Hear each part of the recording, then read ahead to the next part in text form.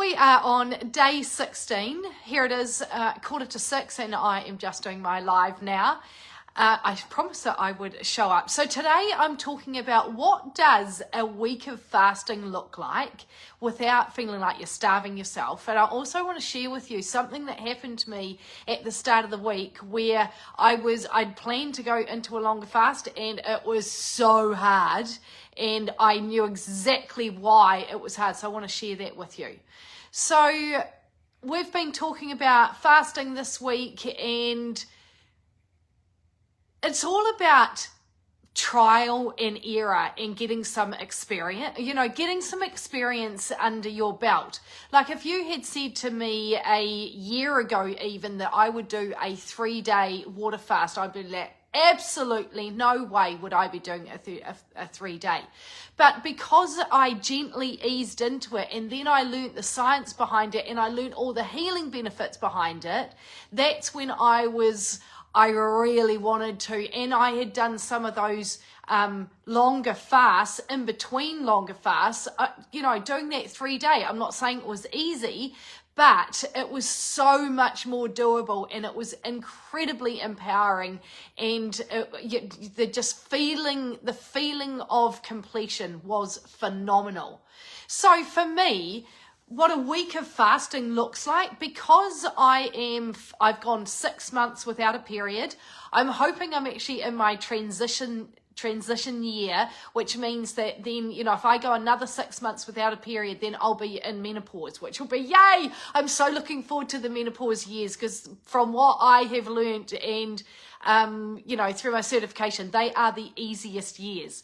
And when you're in menopause, so you haven't had a period for a year or longer, you can actually fast. It's the easiest time that you can actually lose weight, and you can go into some of the longer fasts because you haven't got a hormonal cycle that you are honoring. You do need to still honor progesterone. So you do need to, take a day out a week, or you might choose to follow the moon cycle over a course of 30 days.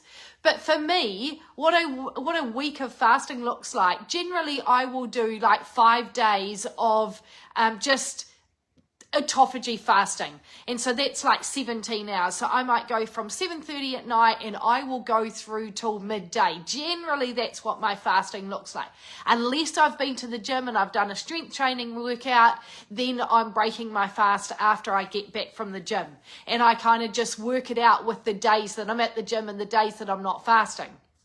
And then I will do 1 day where I am not fasting at all. And the reason why you do that is because to honor progesterone. Because as women, we are rushing around and doing here, there, and everything. And we're not slowing down. And that's why we are so stressed out. That's why our hormones are all over the place. That's why we, in that stress state of cortisol. So therefore, we're not losing the weight. And so we need to have periods throughout the week where we are honoring progesterone.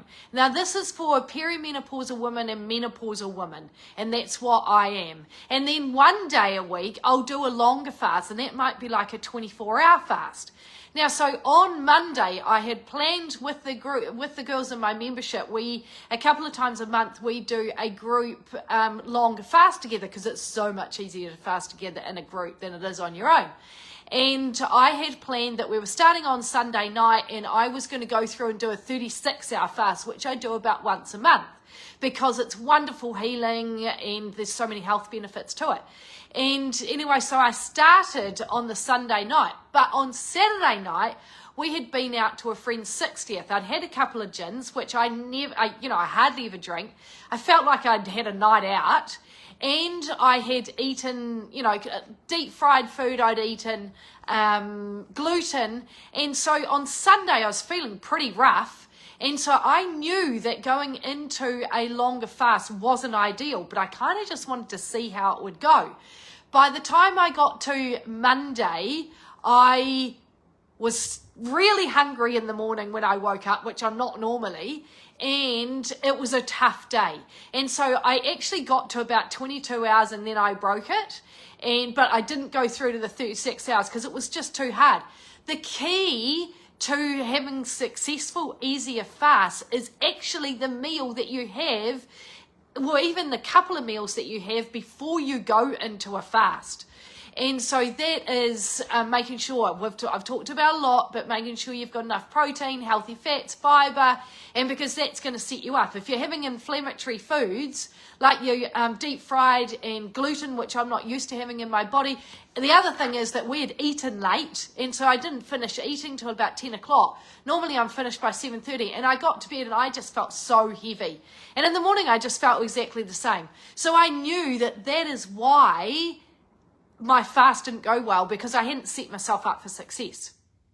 So generally what a fast looks like is if you are perimenopause and you've got erratic periods, or you still have a period, so you're still cycling, there's a 30-day reset that I get the girls in my membership to follow, and you are following your hormonal cycle. So I'm not going to go through that now, but it's, you know, there is a strategy, and so there are times in your cycle when you don't fast for a longer period, like the week before your period. If you wonder why you're so hungry, why you crave chocolate, why you crave carbs, that's because that's what progesterone wants. And progesterone is building the week before your period, because leading into your bleed. So that is how we strategically do it. But fasting isn't about deprivation. It's not about restriction. Yes, you are restricting the time that you're eating, but you're not restricting. I never ever feel like I'm in restriction of foods, that because I eat a lot. It's just in a smaller window. And the longer you fast, the more you don't get hungry, because it switches on those ketones in the brain. Okay, let me know if you've got any questions. If you find this video valuable, please leave a comment or hit like, and please share, because just would love to get this word out to more women. And I will look forward to seeing you tomorrow. Okay, enjoy your evening. Bye.